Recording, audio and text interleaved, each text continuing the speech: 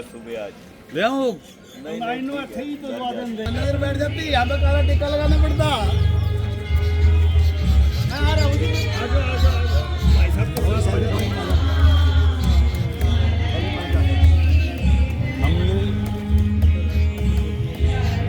ये हमारे गो उत्पाद हैं जी, हमारे पंचगव्य प्रोडक्ट हैं। जैसे ये केसो धूप है, 60 रुपए की धूप है, 60 के साथ 75 का सामान और गिफ्ट देंगे हम।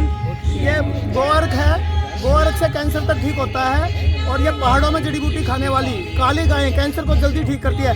इसके 100 रुपए की है, इसके साथ भी हम 75 का सामान गिफ्ट देंगे। और सभी औषधियाँ ये हमारी बनासकाठा में 10,000 लीटर गौमूत्र से इंसेक्टिसाइड, पेस्टिसाइड और दवाइयाँ बनती हैं। बनासकाठा में 10,000 लीटर से। तो ये सब दवाइयाँ हम यहाँ पे रीजनेबल रेट पे, रीजनेबल से भी आधे रेट पे दे रहे हैं। बीपी का पूरे विश्व में इलाज नहीं है, इससे हजारों लोगों का बीपी जड़ से ठीक हो चुका है। परम पूज्य संत विशुद्धानंद जी महाराज की कोटेश्वर की गौशालाओं का है ये। तो इस प्रकार हम ये थैली का, पन्नी का बहिष्कार करते हैं।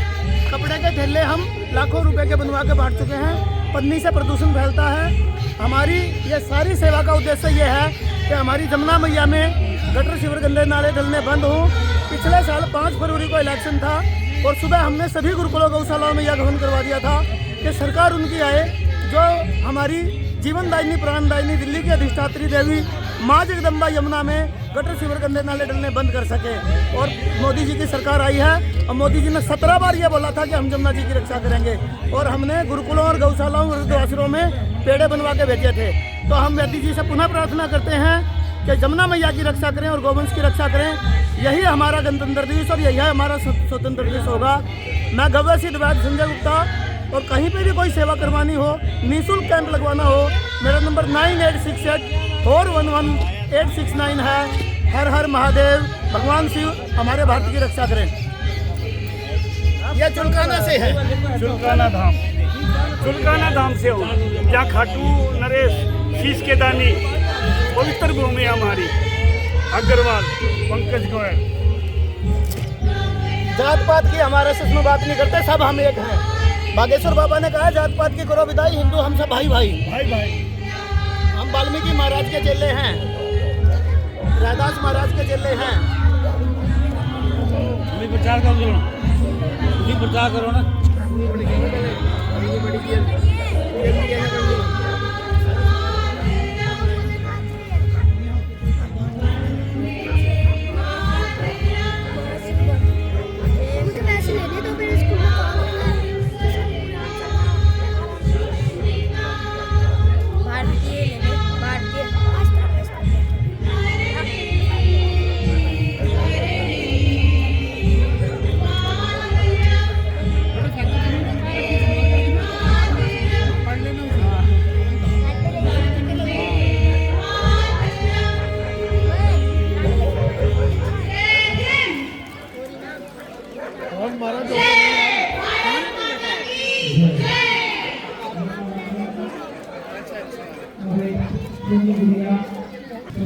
आज 26 जनवरी को सकल हिंदू सम्मेलन है बालाजी मंदिर एफ ब्लॉक में और बड़े धूमधाम से मनाया जा रहा है।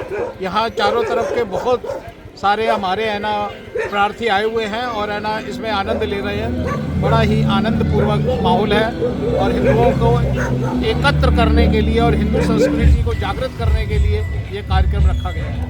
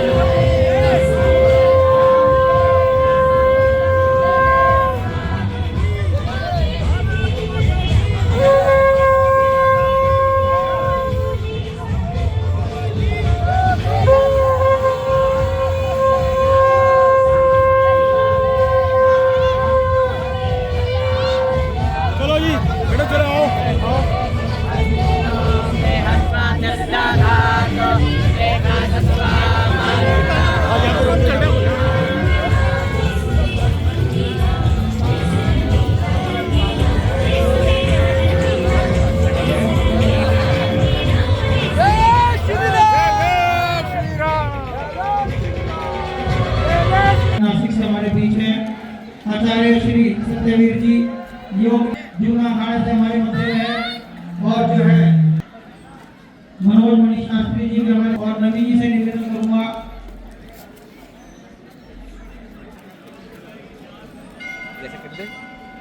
हाँ, जय हिंद। जय हिंद। बाहर एक गाड़ी 3353 किसी की खड़ी है, प्लीज हटा ले, वो किसी और को परेशानी हो रही है। हेलो, पता सेल्फी इनसे खींचनी है। ओ बालाजी महाराज की आवाज में हिंदू। महाराज जी को शॉल उड़ाकर उनका सम्मान करेंगे।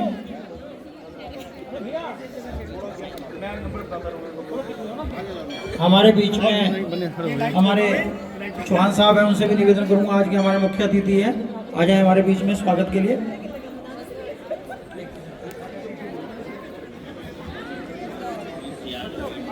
एक 3353 सियाज गाड़ी है, वो डिस्टर्ब कर रही है सारे ट्रैफिक को, कृपया स्थान से हटा लें जिसकी भी है।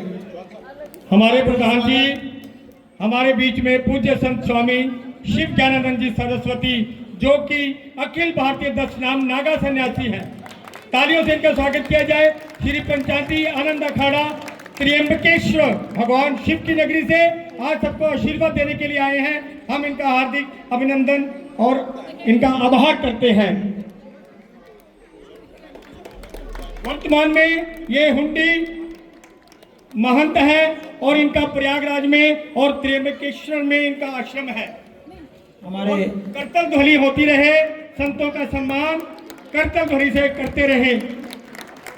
हमारे जाने माने सतवीर जी आत्म योग संस्था से, नंदिनी गोधाम से, सुनकाय आयुर्वेदिक से, आयुर्वेदिक के ज्ञाता हैं। हम इनका हार्दिक अभिनंदन करते हैं और विश्व शांति के लिए हवन यज्ञ करते रहते हैं। हमारे 11 के प्रमुख हमारे गोपाल जी से निवेदन करूंगा। वैदिक प्रवक्ता, आर्य समाज एवं योग शिविर संचालक सेक्टर 11 में जानी मानी हस्ती हैं। सब लोग जानते हैं कि ये कितने हवन यज्ञ और कितने ये सब पुण्य कर्म करते रहते हैं, करवाते रहते हैं हम सबको। नवीन जिंदल जी, उनसे निवेदन करूंगा। तालियों के द्वारा भी स्वागत कर सकते हैं महाराज जियों का। जोरदार तालियां बंद नहीं होना चाहिए। पूज्य महाराज जी सेक्टर 16 में आद्यशक्ति धाम मंदिर है, जो उसके संचालक हैं, और महाराज जी के पूज्य पिताश्री जो है और जो है जयराम दास जी महाराज महामंडलेश्वर हैं, वह भी आज इस समय नहीं आ पाए। नहीं तो अब मैं निवेदन करूंगा हमारे जो है राजकुमार जी से, वो है उमेश पुरी जी महाराज को जो है माला अर्पण के द्वारा स्वागत करेंगे। जूना अखाड़ा के महंत हमारे युवा संत हैं हमारे बीच में, जोरदार तालियों से एक बार स्वागत करेंगे। योगी उमेश पुरी जी, जूना अखाड़ा ऋषिकेश। भाई ध्वनि आने की क्या बात हो गई? हम मैं निवेदन करूंगा मनोज जी से अगले एक्ट के लिए। अगला एक्ट हमारा। प्रणाम प्रभु, आपके दर्शन पाके तो मेरा जीवन ही धन्य हो गया। बताइए मैं आपकी क्या सेवा कर सकता हूँ? केवट राज, क्या आप हमें गंगा के उस पार ले चलोगे? अवश्य प्रभु, पर उससे पहले मैं आपके चरण धोऊंगा, वरना मैं गंगा पार नहीं कराऊंगा। जैसी आपकी इच्छा।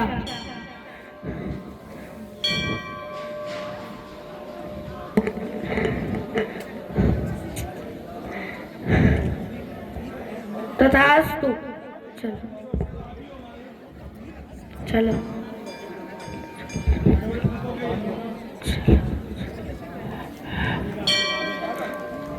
हाँ ठीक है।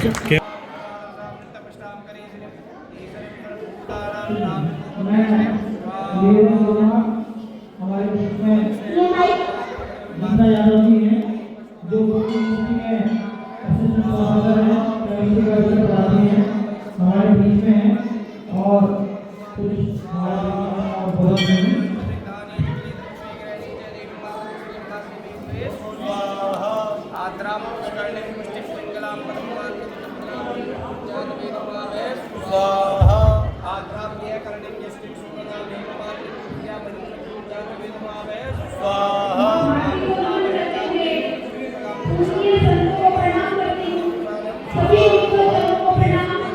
सभी बरसाती हो, वीर प्रसूता होकर भी पल पल क्यों नीर बहाती हो। अरे शक्ति स्वरूप हो तुम तो जगदम्बा अवतारी हो। क्या दुर्योधन क्या दुशासन तू शमकाल पे भारी हो। मत रोको तुम अभिलाषा को, श्रृंगारों पर रोक नहीं।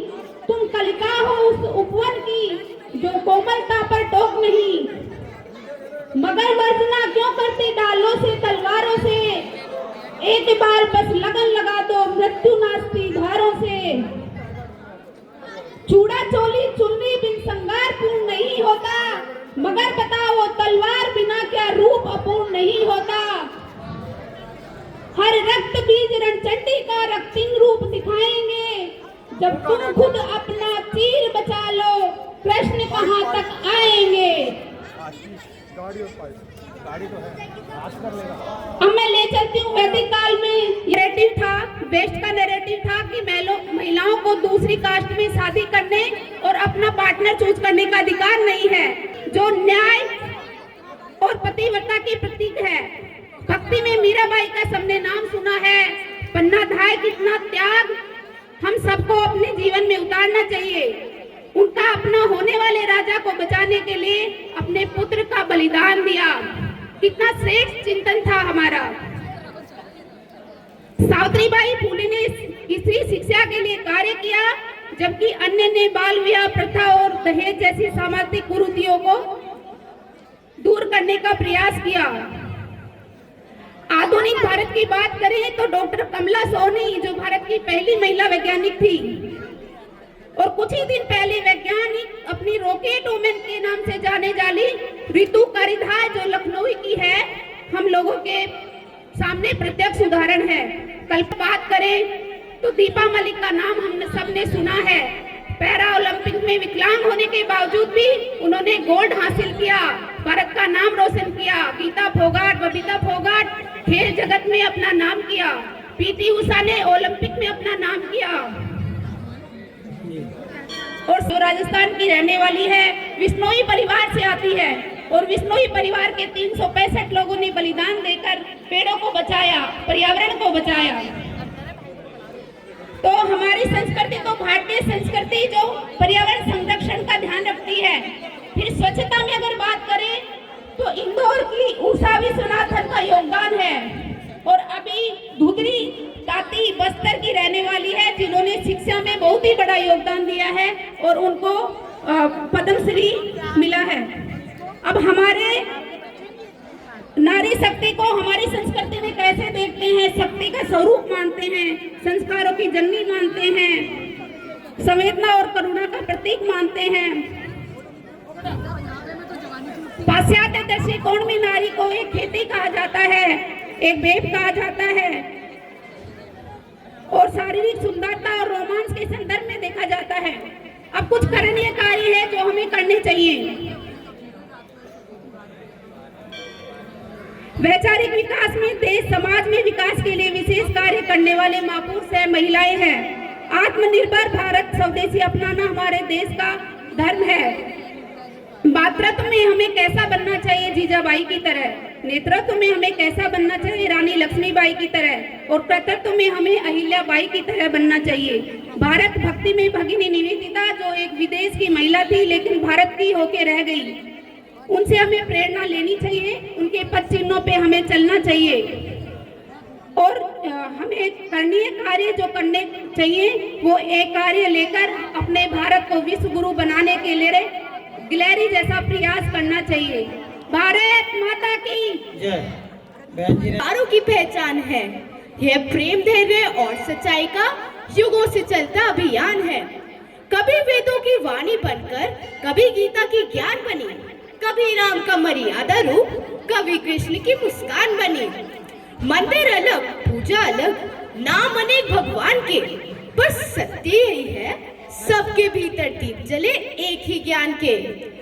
भाषाएं बदली, वेश बदले, बदले समय और काल, पर आज भी हिंदू मन में जिंदा है संस्कार विशाल। शिव की जटाओं में धैर्य बसा, शक्ति में साहस का तेज, ज्ञान, करुणा और त्याग से बना हमारा जीवन सेज। जब हम एक होकर चलते हैं तो राहें आसान बन जाती है। जब हम बट के लड़ते हैं तो अपनी ही पहचान मिट जाती है।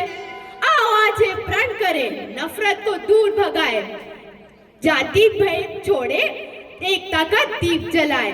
हिंदू एकता हमारी शक्ति है, हिंदू एकता हमारी शान। जब तक हम एक दूसरे के साथ हैं, तब तक मौजूद है हिंदुस्तान। जय हिंद। गाड़ी को पानी की पाइप से क्यों धो रहे हो? हमारे अध्यापक ने सिखाया है कि जल ही जीवन है और हमें उसको कभी व्यर्थ नहीं करना चाहिए। लेकिन बेटा हम क्या करें, ऐसे थोड़ी कि हम गंदी गाड़ी में बैठ सकते हैं। तो पापा मेरे पास एक समाधान है। हम एक गीला कपड़ा ले और गाड़ी को साफ भी कर सकते हैं। तो फिर ठीक है बेटा, अब आगे से मैं भी गाड़ी पानी की बर्बादी नहीं करूंगा और आगे से अगर कोई पानी की बर्बाद करता दिखेगा तो उससे भी यही बात समझाऊंगा। और हम सबसे भी हमारी प्रार्थना है कि जब भी पानी को व्यर्थ ना करें, क्योंकि जल है तो कल है, जल है तो हम हैं। अंकल मेरा भी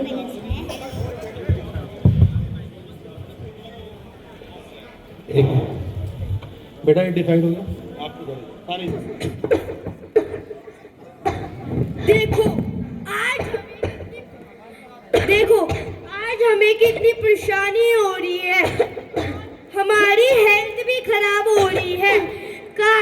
तब हमने पेड़ नहीं काटे होते तो आज हमारी ये दुर्दशा नहीं होती। और देखो आज हम इतनी अच्छी खुली और साफ हवा में सांस ले पा रहे हैं। अगर हमारे बड़े लोगों ने ये पेड़ पौधे ना लगाए होते तो हम भी इन्हीं की तरह अस्वस्थ होते। हम ज्यादा से ज्यादा पेड़ पौधे लगाएंगे और अपने वातावरण को हरा भरा बनाएंगे। आओ हम सब मिलकर ये प्रण करें, वृक्ष लगाएं, पर्यावरण बचाएं। वृक्ष लगाएं, पर्यावरण बचाएं। वृक्ष लगाएं, पर्यावरण बचाएं। बच्चों के लिए तालियां प्लीज। हम गुरु गोविंद सिंह जी के बच्चे हैं, हम शेर की संतान हैं। हाँ, हमें जिंदा चुन दो दीवार में हत्यारों, पर हम अपना धर्म परिवर्तन नहीं करेंगे। हम अपने देश के लिए अपने प्राण न्यौछावर करके अपने पिता का मान बढ़ाएंगे, अपने पंथ का सम्मान बढ़ाएंगे। मैं जोरावर अपने अनुज फतेह सिंह के साथ हंसते हुए दीवार में चुने जाने के लिए तैयार है। परंतु देश के दुश्मनों सुनो ध्यान से, रखो ईंटे भरो गारे, चुनो दीवार हत्यारे। हमारी लाश बोलेगी, निकलती श्वास बोलेगी, यही दीवार बोलेगी, हजारों बार बोलेगी। हमारे देश की जय हो, पिता दशमेश की जय हो, हमारे पंथ की जय हो, श्री गुरु ग्रंथ की जय हो, हमारे पंथ की जय हो, श्री गुरु ग्रंथ की जय हो। कहीं पर्वत झुके भी है, कहीं दरिया रुके भी है, नहीं झुकती जवानी है, नहीं रुकती रवानी है। गुरु गोविंद के बच्चे उम्र में थे अगर बच्चे, मगर थे सिंह के बच्चे, धर्म ईमान के सच्चे। गरज कर बोल उठे थे यूं, सिंह मुख खोल उठे थे यूं। नहीं हम रुक नहीं सकते, नहीं हम झुक नहीं सकते। हमें निज देश प्यारा है, पिता दशमेश प्यारा है, हमें निज पंथ प्यारा है, श्री गुरु ग्रंथ प्यारा है। जोरावर जोर से बोला, फतेह सिंह शोर से बोला, रखो ईंटे भरो गारे, चुनो दीवार हत्यारे। हमारी लाश बोलेगी, निकलती सांस बोलेगी, यही दीवार बोलेगी, हजारों बार बोलेगी। हमारे देश की जय हो, पिता दशमेश की जय हो, हमारे पंथ की जय हो, श्री गुरु ग्रंथ की जय हो, हमारे पंथ की जय हो, श्री गुरु ग्रंथ की जय हो, हमारे पंथ की जय हो, श्री गुरु ग्रंथ की जय हो। जय श्री राम।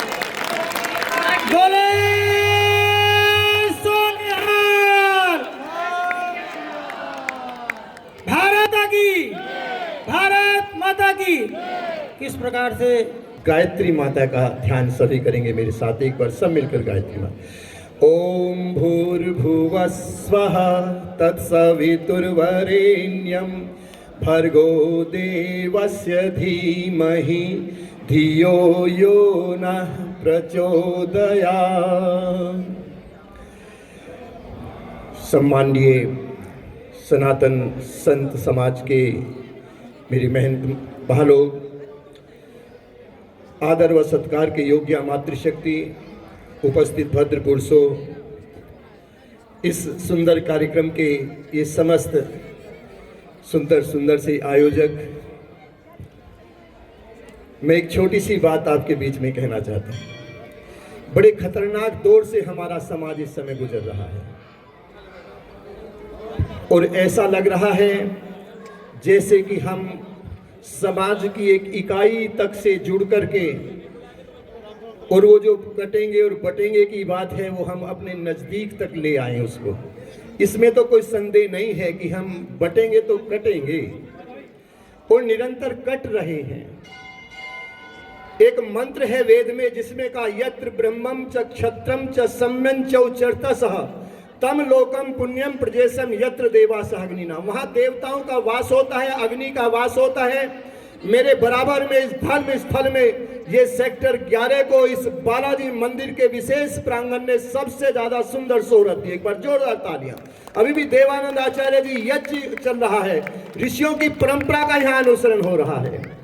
तो मैं निवेदन करना चाहता हूँ, वेद में कहा कि वहां अग्नि का वास होता है जहां ब्राह्मण और क्षत्रिय, ध्यान से सुनना शब्दों को, बहुत कम समय है इस व्याख्या के लिए, बहुत कम समय है, लेकिन मैं उसमें अपनी व्यवस्था के अनुसार आपको दो बात कहना चाहता हूं।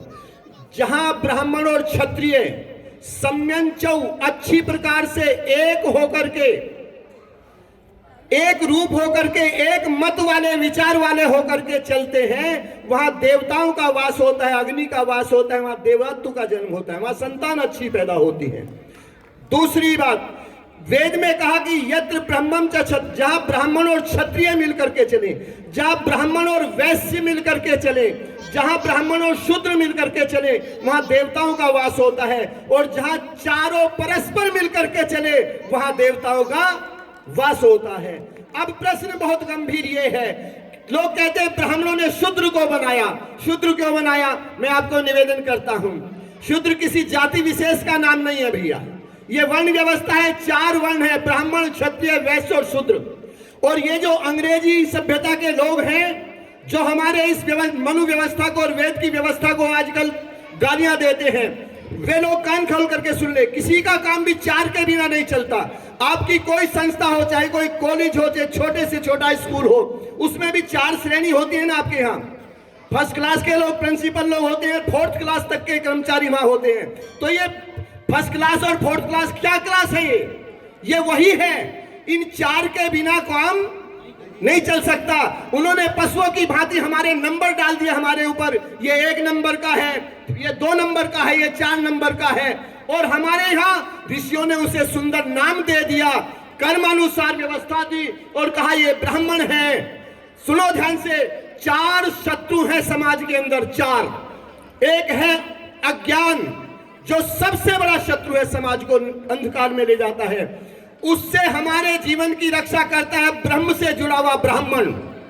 ध्यान से सुनना, जो ब्राह्मण ब्रह्म से नहीं जुड़ा, ज्ञान और ईश्वर से जो नहीं जुड़ा, वो हमें अज्ञान से नहीं बचा सकता है। दूसरा सबसे बड़ा शत्रु है अनर्थ।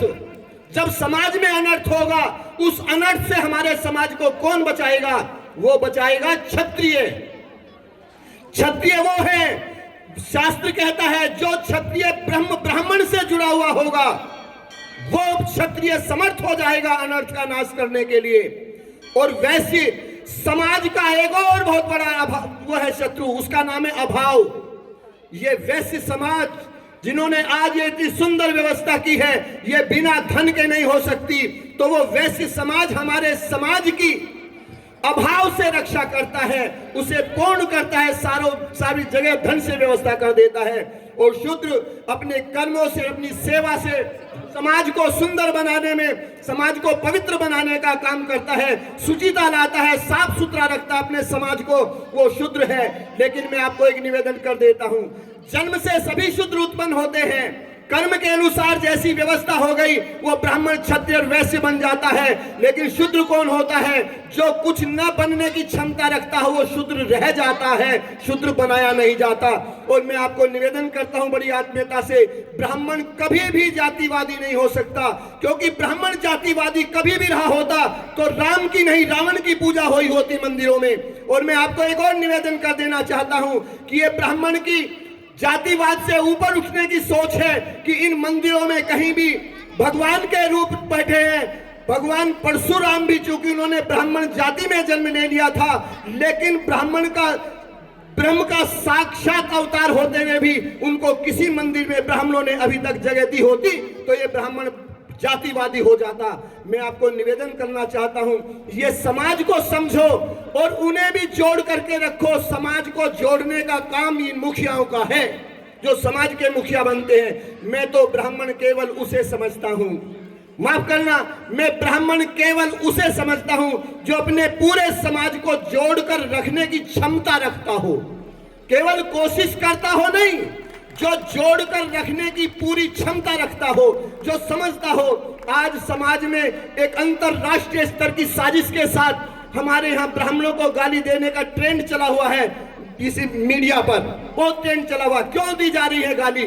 क्योंकि समाज में यदि ब्राह्मण के प्रति अश्रद्धा पैदा हो जाएगी तो फिर ये समाज जुड़ा नहीं रह सकता, क्योंकि समाज को जोड़कर कौन रखेगा फिर। मैं आपको निवेदन करना चाहता हूं, एक आज और आप में इस हिंदू एकता पर एक बात कहना चाहता हूं, वो ये कि हिंदू हिंदू बने। क्या है ये संस्कृति? सा प्रथमा संस्कृति विश्ववारा, विश्व की सबसे पहली आदि संस्कृति है, एकमात्र संस्कृति हमारी संस्कृति है। तो मैं आपको निवेदन करना चाहता हूं, क्या सिखाती है हमारी संस्कृति? मैं आप सब यहाँ इस देव स्थान पर बैठे हैं, आप सब लोग, ये सबसे सुंदर स्थान सेक्टर 11 का है। मैं आपसे पूछना चाहता हूं, हम सबके शरीर देह हमारे किससे बने हैं? कितने पदार्थ है इसमें? 5। सब जानते हैं ना? एक बार मेरे साथ सब नाम लेंगे, अग्नि, वायु, जल, पृथ्वी, आकाश। छोटे से छोटे बच्चों को भी पता है कि हमारा देह इन 5 पदार्थों से बना हुआ है। अब मैं पूछना चाहता हूं कि जरा ये 5 पदार्थों में अभी सब पूजा होती है हमारी, तो सबसे पहले अग्नि देवता, वातो देवता मंत्र रोज पढ़ते हैं, तो जरा बताइए अग्नि देवता है या नहीं है? अग्नि देवता है, जल देवता है, वायु देवता है, आकाश, और 5 देवताओं से मेरा देह बना। तो मुझे क्या होना चाहिए? जब देव से बना हूं, 5 देव हैं, तो पंचदेव होना चाहिए था मुझे विश्वदेव होना चाहिए था, मुझे महादेव होना चाहिए था। लेकिन क्या बन गया मैं? ये इंसान 5 देवताओं से मिलकर बन करके ये बन क्या गया है? जो बना है वो सामग्री तो इसमें लगी नहीं है कहीं। फिर इसके बाद इसमें मन है, चंद्रमा मनसो अजायता, वेद में कहा मन मेरा चंद्रमा है और चंद्रमा देवता है या नहीं है? और आत्मा सूर्य, आत्मा जगतस्थस्तु सस्य, वेद में कहा है कि मेरी जो आत्मा है ये इस जड़ चेतन जगत को प्रकाशित करती है। जैसे सूर्य भगवान पूरे जड़ चेतन जगत को प्रकाशित करता है, ऐसे ही मेरी आत्मा देह को प्रकाशित कर रही है। तो सूर्य क्या है? देवता है। तो इसमें मन चंद्रमा देवता है, आत्मा सूर्य देवता है, और 5 देवताओं से मेरा देह बना है। सप्त देव के बाद मुझे क्या होना चाहिए था? मुझे देव होना चाहिए। लेकिन ये मनुष्य राक्षस क्यों बन गया? इसका कारण मैं आपको बता रहा हूं। केवल अपने आप को भूलने के कारण मनुष्य राक्षस बन गया है। मुझे बताओ जरा कि जब भगवान हनुमान भूल गए थे कि मैं समुद्र पार कर सकता हूं, मैं भगवान राम के सारे कार्य संपन्न कर सकता हूं, जब हनुमान जी ये भूल गए थे तो उन्हें किसने याद दिलाया? उन्हें जामवंत जी ने हनुमान जी को याद दिलाया कि तुम में वो सामर्थ्य है, शक्ति है, तुम ये सब कर सकते हो। तो हिंदुओं में कहना चाहता हूं, हम भूल गए हम हिंदू हैं। हम जातिवादी में क्यों बट गए, हम क्यों कटने लगे चारों तरफ? क्योंकि हम भूल गए हम हिंदू हैं, हम भूल गए हम सब एक हैं, हम भूल गए हम सब देव हैं। उस देवत्व को भूलने के कारण केवल मनुष्य राक्षस बन गया है। अपनी शक्ति को पहचानो, अपने सामर्थ्य को पहचानो, और यदि एकता के सूत्र में नहीं बंधे तो कोई कितना भी संपन्न हो। एक बात और कह देना चाहता हूं, जब यूके में और फ्रांस में उधर युद्ध प्रारंभ हुए तो वहां के मंत्री रात रात में भाग करके आए देश छोड़ करके। वे लोग जो मंत्री थे वहां के, वो समर्थ थे, वो ताकत उनके पास थी, धन वैभव था, सब कुछ था, लेकिन छोड़ करके क्यों भागना पड़ा? क्योंकि राष्ट्र कमजोर था, राष्ट्र मजबूत नहीं था।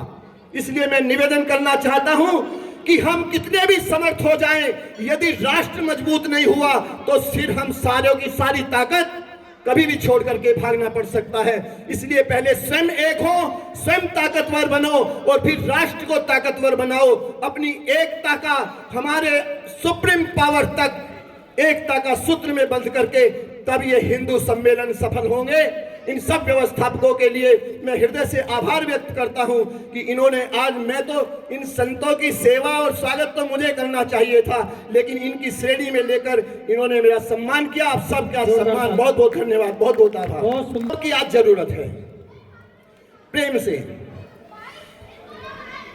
प्रेम भाव से मिलकर जग में रहे सभी इंसान। इतनी दया करो भगवान, इतनी दया करो भगवान। सबके सब हो सुखी, जगत में हो सबका कल्याण। इतनी दया करो भगवान, इतनी दया करो भगवान। और लंबा है, मैं एक पंक्ति बोलता हूं केवल। सब आशाएं पूरी कर दो, खाली मन की झोली भर दो। सब आशाएं पूरी कर दो, खाली मन की झोली भर दो। हाथ दया का सिर पर रख दो,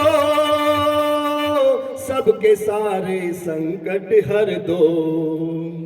अंत समय तक पथिक तुम्हारा करे सभी गुणगान। इतनी दया करो भगवान, इतनी दया करो भगवान, इतनी दया करो भगवान। भारत माता के चरणों में नमन, और सभी सनातन प्रेमियों के चरणों में भी मैं नमन करता हूं। 5 मिनट का समय है और इससे अधिक है भी नहीं, मुझे निकलना भी है, पहुंचना है अन्य कार्यक्रम में, कार्यक्रम से ही आया हूं। आपने सुना होगा मीडिया के विभिन्न स्रोतों से ये कहा जाता है कि भारत जो है, भारत है वो सबका है, सबके लिए है। ये बात जान ले, अगर भारत सबके लिए है तो आप ये जान ले कि केवल हिंदुओं के लिए नहीं कहा जाता है, लेकिन हिंदुओं के लिए और कोई है जगह? एक बार सोचने की आवश्यकता है कि भारत के अलावा हिंदुओं के लिए और कौन सा है? दूसरे पंथ के लोगों के लिए बहुत सारे देश हैं, 57 देश इस्लामिक हैं, हमारे लिए तो एक ही है। इसलिए इसका संरक्षण बहुत जरूरी है, हमें जागृत होना पड़ेगा। आइए कुछ पंक्तियां मैं निवेदित करता हूं। और हिंदू पर ही हिंद टिका है, यह संदेश सुनाना है। हिंदू पर ही हिंद टिका है, यह संदेश सुनाना है। किसी तरह हिंदुत्व बचाएं, यह प्रण हमें निभाना है। करें कल्पना आबादी हिंदू की कम हो जाए तो, करें कल्पना आबादी हिंदू की कम हो जाए तो, संविधान यह नहीं रहेगा, इसको भूल न जाना है। जो संविधान की दुहाई कर रहे हैं, ये संविधान नहीं रहेगा, फिर तो सरिया कानून आएगा। ये केवल इसीलिए है कि हिंदू बहुसंख्यक है कि नहीं रस्तोगी जी, इसीलिए चल रहा है। हिंदू प्राण शक्ति भारत की, बिन हिंदू कल्याण नहीं। हिंदू प्राण शक्ति भारत की, बिन हिंदू कल्याण नहीं। हिंदू से ही राष्ट्रवाद है, हिंदू कट्टरता नहीं। हिंदू कभी भी कट्टरता का पर्याय नहीं हो सकता। हिंदू कट्टरतान नहीं, यह भारत तब तक सेकुलर है जब तक हिंदू बहुसंख्यक हिंदू बिन भारत माता का हो सकता सम्मान नहीं। अगर आप सहमत हैं तो तालियां बजाइए। हिंदू बिन भारत माता का हो सकता सम्मान नहीं। कब तक धन दौलत गाड़ी बंगला परिवार बचाओगे? हम बस लगे हुए उसी में, सब जोड़ने में, कहीं कुछ नहीं रहा। बांग्लादेश में देखिए संपन्न लोगों का, पाकिस्तान में क्या हाल हुआ, कश्मीर में सब कुछ छोड़ के आना पड़ा। कब तक धन दौलत गाड़ी बंगला परिवार बचाओगे? कब तक अपनी जाति गोत्र का ये झंडा लहराओगे? फलाना समाज सब यही रह जाएगा। हम जाति में बटे हुए हैं। जाति तब तक है जब तक हिंदू धर्म है, नहीं तो जातियां भी कब तक अपनी जाति गोत्र का यह झंडा लहराओगे? सबक नहीं जो कश्मीर या ढाका से सीखा तुमने, निश्चित है फिर भारत को गजवाए हिंद बनाओगे। निश्चित है फिर भारत को गजवाए हिंद बनाओगे।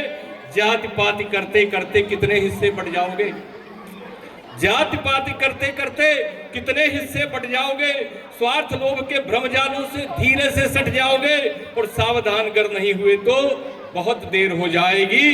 कहता है इतिहास बटोगे तो पूरे कट जाओगे। कहता है इतिहास बटोगे तो पूरे कट जाओगे। और सोचो कितने कश्मीरी नरसंहारों पर रोए थे। देखिए जो आजकल प्रगतिशील होने का ढोंग कर रहे हैं, धर्मनिरपेक्ष होने का ढोंग कर रहे हैं, ये देखिए कहीं भी ये जो दलित भी करने वाले हैं, अगर कोई विशेष समुदाय का अत्याचारी होता है तो ये चुप हो जाते हैं, कुछ नहीं बोलते। सोचो कितनी कश्मीरी नरसंहारों पर रोए थे। सोचो कितने नोआ खाली पर तब नयन भिगोए थे। छद्म धर्मनिरपेक्ष शक्तियां राष्ट्रद्रोह में लगी हुई। सोचो इनके बहकावे पर हमने क्या क्या खोए थे। तो हमें प्रण करना है हमें कि हम इस हिंदुत्व को बचाएंगे। हम स्वार्थ से ऊपर उठे, हिंदुत्व का चिंतन करें। जो विश्व गुरु पद पर रहा उस हिंद का वंदन करें। यह भूमि ऋषियों की रही, तप त्याग से सिंचित रही। संपूर्ण वसुधा को कुटुंब बनाने को चिंतित रही। इसने दधीचि सुकर्ण जैसे दानवीरों को दिया। नानक कबीर रहीम गौतम जैन सामृत पिया। तो रब राम सीता कृष्ण के आदर्श को पावन करे। जो विश्व गुरु पद पर रहा उस हिंद का वंदन करे। ओ यह आर्यों की तप भूमि थी, वेदों का पुण्य प्रकाश था। ये आर्यों की भूमि थी जो कहते हैं हमारी ये नहीं है। यह आर्यों की तप भूमि थी, वेदों का पुण्य प्रकाश था। कृणवंतो विश्वम आर्यम का मंत्र अपना खास था। और जब तक यहाँ वेदों व वैदिक धर्म का प्राबल्य था, तब तक यहाँ पाखंड झूठ अधर्म का दौर्बल्य था। तो अब दयानंदीश्वर में वेदों का पुनः अर्चन करें। जो विश्व गुरु पद पर रहा उस हिंद का वंदन करें।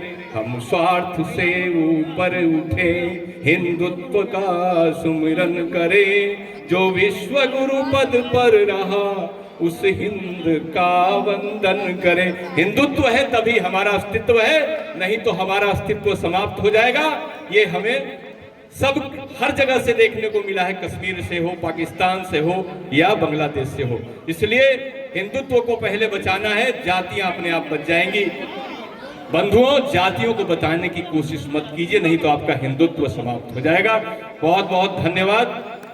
समय की जितनी मर्यादा थी उसी के अनुकूल अब ये बच्चे एक परिवार प्रबोधन के निमित्त एक एक्ट लेकर आए हैं। आज के आधुनिक समय में माँ बाप और बच्चों के बीच में दूरियां बढ़ती जा रही है। हम सब अपने घर में ये फिजिकली मेंटली प्रेजेंट देखते हैं कि बच्चे मोबाइल में लगे रहते हैं, टेक्नोलॉजी में लगे रहते हैं और माँ बाप की बातें नहीं सुनते।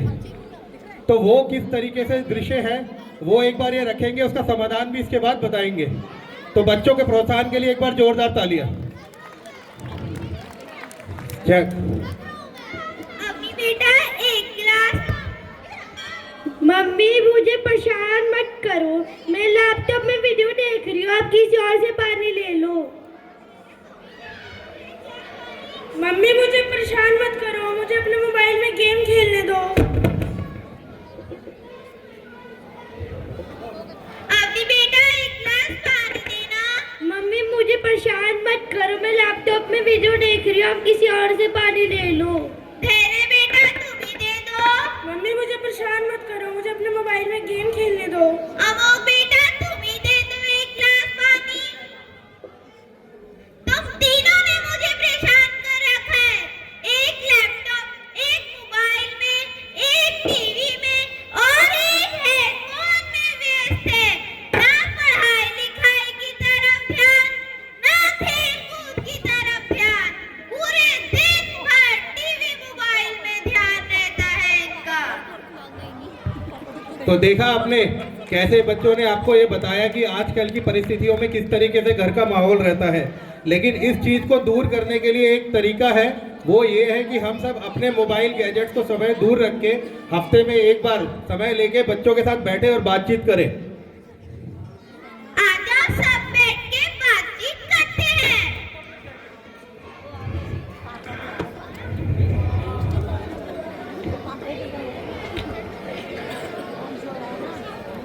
अवरी बेटा आपका स्कूल कैसा चल रहा है? पापा मेरी पढ़ाई अच्छी चल रही है और मैंने मैथ्स में अच्छा किया है। धैर्य बेटा आपका पढ़ाई कैसी चल रही है? पापा मेरी पढ़ाई अच्छी चल रही है। मैंने सुना है कि आपके साइंस में मार्क्स कम आए हैं। इस बार थोड़े कम नंबर आए हैं, अगली बार से मेहनत करूंगा। अमोक बेटा मैंने सुना है कि कल तुम पिकनिक पे जा रहे हो। हाँ पापा मैं पिकनिक पे जा रहा हूँ और मैं उसके लिए काफी एक्साइटेड भी हूँ। ठीक है बेटा। पापा वैसे आपकी लाइफ कैसे चल रही है? मेरी लाइफ भी बढ़िया चल रही है तुम्हारी तरह। और आप कह रहे थे कि इस संडे आप हमें भी घुमाने लेके जाओगे। बेटा मैं सोच के प्लान बनाता हूँ। ठीक है पापा। तो देखा आपने, बच्चों के साथ समय बिताएंगे कम से कम हफ्ते में एक दिन। आज यहाँ जितने लोग बैठे हैं, एक ये अपने मन में प्रण करें, हर हफ्ते छुट्टी वाले दिन, रविवार या जो भी दिन हो, अपने मोबाइल गैजेट्स लैपटॉप सब कुछ छोड़ेंगे, बड़े भी और छोटे भी, और साथ में बैठ के बच्चों के साथ समय बिताएंगे। स्वयं का ज्ञान और सामाजिक समरसता। अब अगला एक्ट के लिए मैं निवेदन करूंगा। पैदा करते नहीं चाहते, अपनी जनरेशन आगे नहीं बढ़ाना चाहते, उसी प्रॉब्लम को यहाँ पे सामने दर्शाने ये बच्चे आ रहे हैं।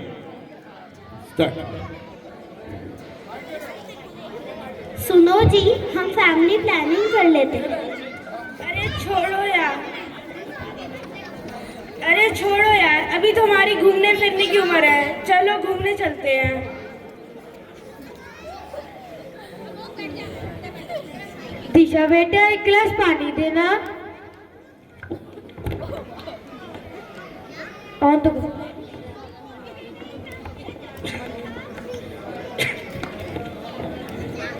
भाई कौन ले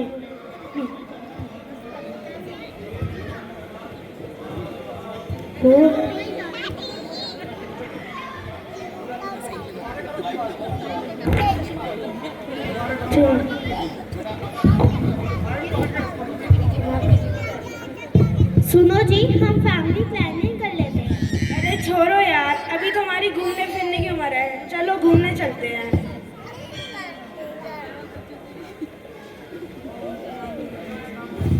दिशा बेटा एक गिलास पानी देना। मोरवी बेटा मेरा चश्मा देखा। बैठ जाओ।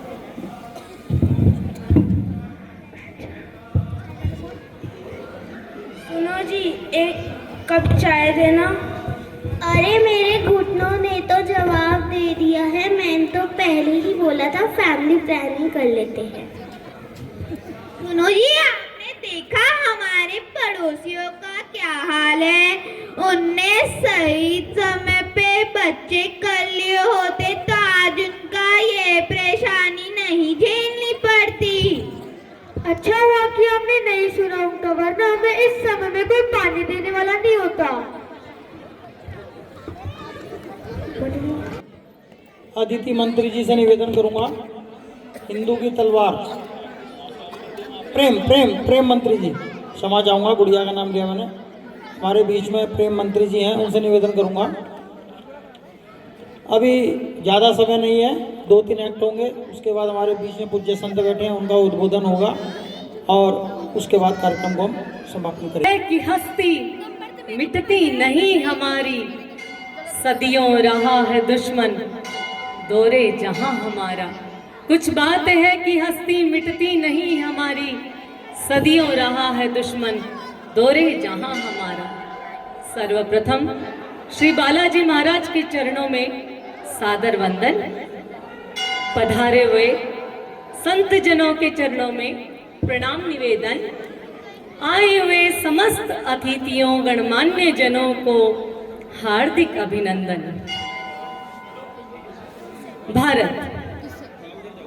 भारत हमारा देश, भारत शत्रु रूपी दलदल के बीच निर्विकार प्रखर प्रस्फुटित कमल है हमारा राष्ट्र भारत, हमारा देश भारत।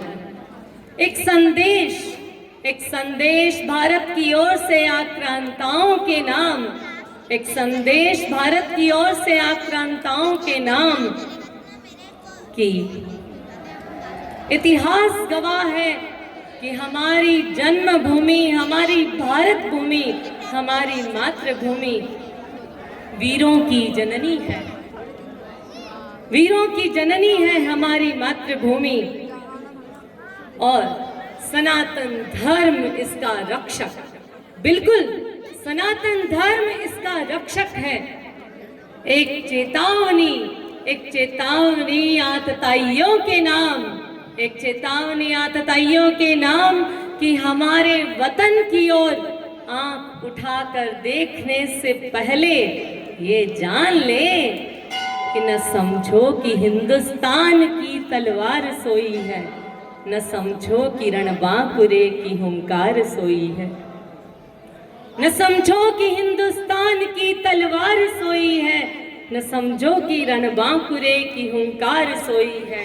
जिसे सुनकर दहकती थी कभी छाती सिकंदर की, जिसे सुनकर दहलती थी कभी छाती सिकंदर की, जिसे सुनकर से तेग छूट जाती थी बाबर की, जिसे सुन शत्रु की फौजें बिखरती थी सिहरती थी, विसर्जन की शरण ले डूबती नावें उभरती थी। हुई नीली की जिसकी चोट से आकाश की छाती, हुई नीली की जिसकी चोट से आकाश की छाती, न समझो कि रणबांकुरे की हुंकार सोई है, न समझो कि हिंदुस्तान की तलवार सोई है। कि जिसके अंश से पैदा हुए थे हर्ष और विक्रम, कि जिसके अंश से पैदा हुए थे हर्ष और विक्रम, कि जिसके गीत गाता आ रहा संवत्सरों का क्रम, कि जिसके नाम पर तलवार खींची थी शिवाजी ने, कि जिसके नाम पर तलवार खींची थी शिवाजी ने, किया संग्राम अंतिम श्वास तक राणा प्रतापी ने, किया था नाम पर जिसके कभी चित्तौड़ ने जोहर, किया था नाम पर जिसके कभी चित्तौड़ ने जोहर। न समझो कि धमनियों में लहू की धार सोई है, न समझो कि हिंदुस्तान की तलवार सोई है, न समझो कि रणबांकुरे की हुंकार सोई है। फिरंगी से जरा पूछो कि हिंदुस्तान कैसा है, फिरंगी से जरा पूछो कि हिंदुस्तान कैसा है, कि हिंदुस्तानियों के रोष का उफान कैसा है। पूछो जरा फांसी के उन लाल तख्तों से, पूछो फांसी के उन लाल तख्तों से, कहेंगे कि हिंदुस्तान का सम्मान कैसा है। बसा है नागबांबी में, बसा है नागबांबी में, मगर ओ छेड़ने वालों न समझो कि जीवित नाग की हुंकार सोई है, न समझो कि हिंदुस्तान की तलवार सोई है, न समझो कि रणबांकुरे की हुंकार सोई है। दिया है शांति का संदेश हमने ही सदा जग को, दिया है शांति का संदेश ही हमने सदा जग को, अहिंसा का दिया उपदेश भी हमने सदा जग को। न इसका अर्थ हम पुरुषत्व का बलिदान कर देंगे, न इसका अर्थ हम नारीत्व का अपमान सह लेंगे। रहे इंसान चुपके से कि चरणाघात सहकर जब उमड़ उठती धरा पर धूल जो लाचार सोई है। सबसे शांत है ये धूल जो सबके चरणों में है, मगर ठोकर मार के देखो आंख में जाती है सीधा।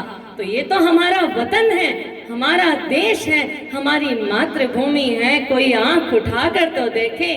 न सीमा का हमारे देश ने विस्तार चाहा है, किसी के स्वर्ण पर हमने नहीं अधिकार चाहा है। न सीमा का हमारे देश ने विस्तार चाहा है, किसी के स्वर्ण पर हमने नहीं अधिकार चाहा है। मगर ये बात कहने में न चूके हैं न चूकेंगे, प्राण देंगे किंतु देश की माटी न देंगे, प्राण देंगे किंतु देश की माटी न देंगे। यदि कभी किसी लोलुप निगाहों ने हमारी मुक्ति को छुआ, यदि कभी किन्हीं लोलुप निगाहों ने हमारी मुक्ति को छुआ, उठेगी जल प्रलय की आग जिस पर क्षार सोई है। न समझो किरण बांकुरे की हुंकार सोई है, न समझो कि हिंदुस्तान की तलवार सोई है, न समझो कि धमनियों में लहू की धार सोई है, न समझो किरण बांकुरे की हुंकार सोई है। जय हिंद, जय भारत, वंदे मातरम, वंदे मातरम। भारत माता की, भारत माता की धन्यवाद। भारत माता के, आवाज नहीं आई पीछे से, आप बातों में लगे पड़े हो। भारत माता के, वंदे वंदे वंदे।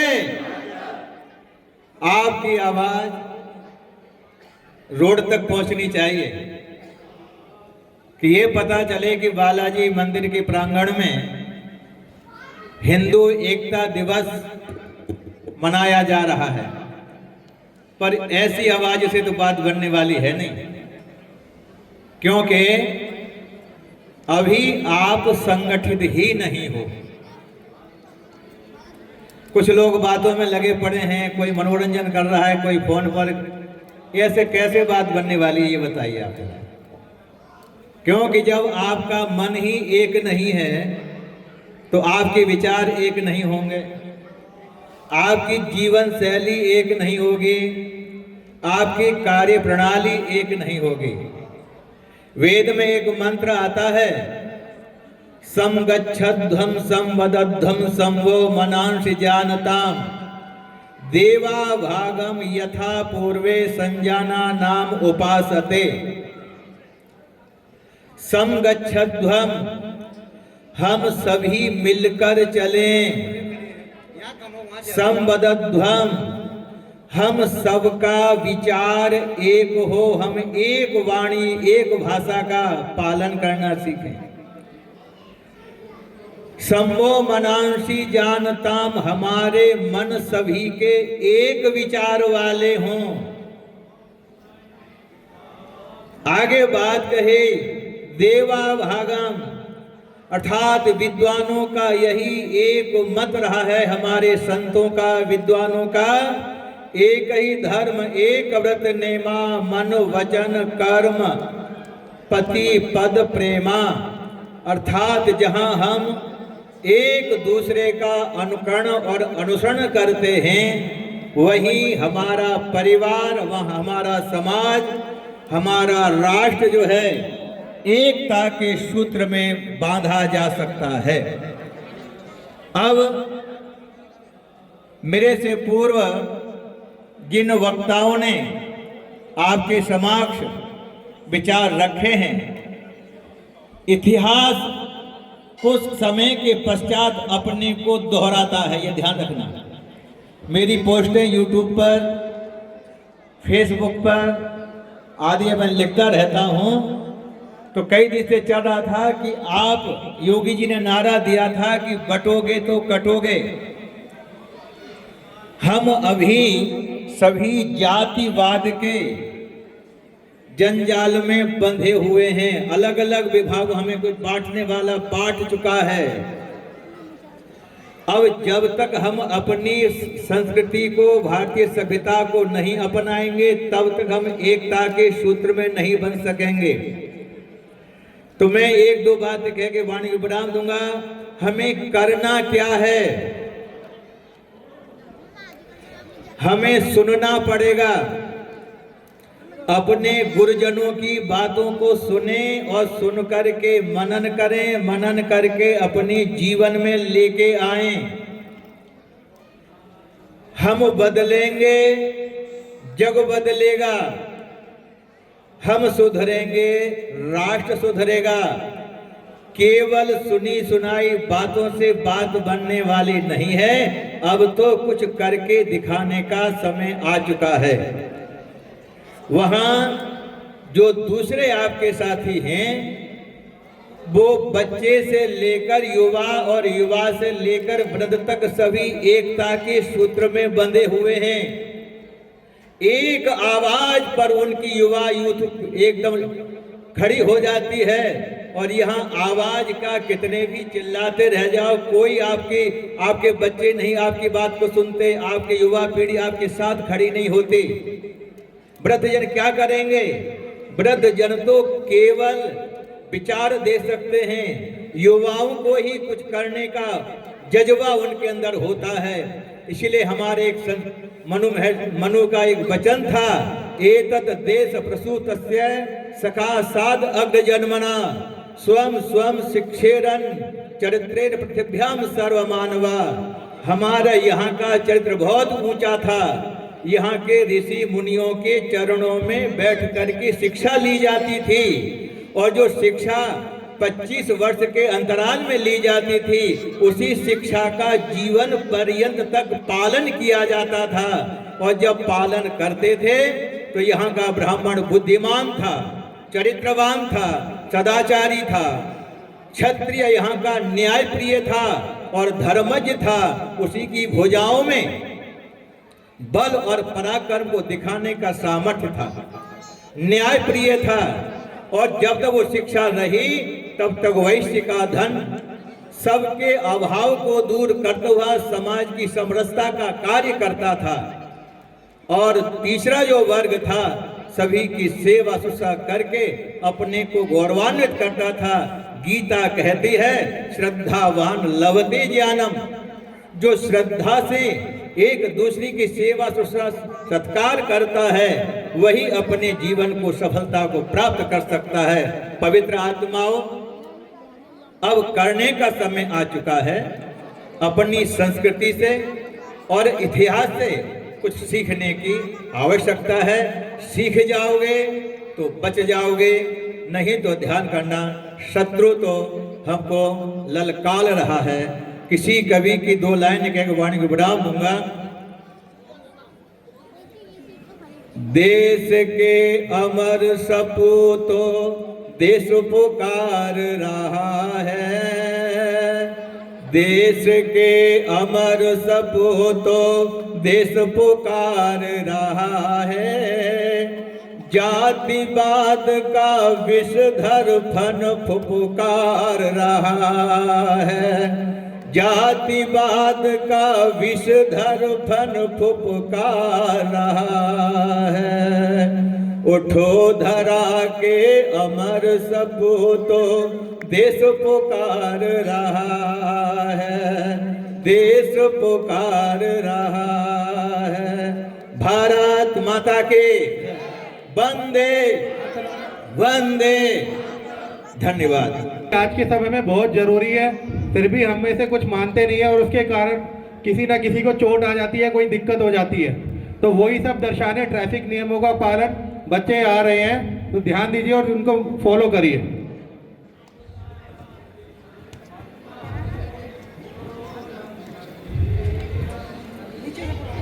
रुको, आपका हेलमेट कहाँ है? सारी अब से मैं ध्यान रखूंगा कि स्कूटी चलाते टाइम हेलमेट पहनूं।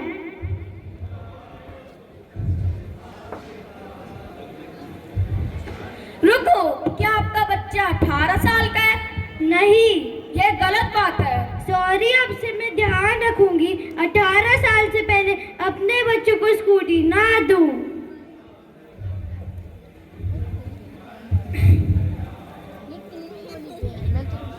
रुको, आप रॉन्ग साइड क्यों जा रहे हो?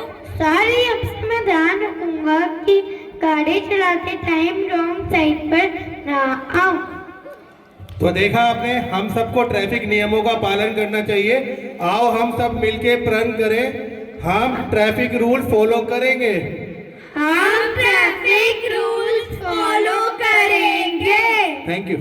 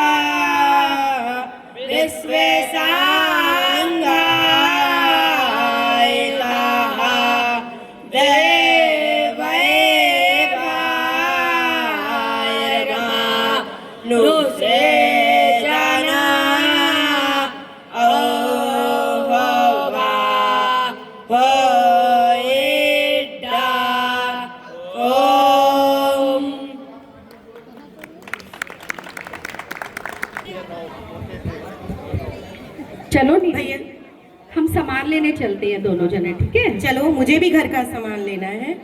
भैया 1 किलो चीनी, 1 किलो चावल पैक कर दो।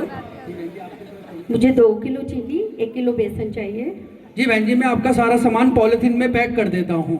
नहीं भैया, मैं अपने साथ थैला लेके आई हूँ, तो थैली नहीं, मेरा जूट का बैग लेके आई हूँ, आप इसमें सामान पैक करना। क्योंकि आप पॉलिथीन दोगे, पॉलिथीन से वातावरण दूषित होता है और हम यूज करने के बाद हम थ्रो कर देते हैं, उसे गाय वगैरह खाती हैं, जिससे कि उनको वो परेशान हो जाती है। तो हमें प्लास्टिक का सब चीजें छोड़ देनी चाहिए। जी बहन जी, आज से मैं अपनी दुकान पर भी यही कार्य करूंगा और बिल्कुल ठीक है, जूट के बैग में ही सामान दूंगा। भाई साहब, ये बहन जी बिल्कुल ठीक कह रही है। मैं अपने साथ अपनी स्टील की बोतल लेकर चलती हूँ। ये क्यों? ना कि प्लास्टिक पर्यावरण को हानिकारक है, तो इसलिए हमने बचाना है अपने पर्यावरण को। हम सब मिलके आप सबसे रिक्वेस्ट करते हैं कि से नो टू प्लास्टिक।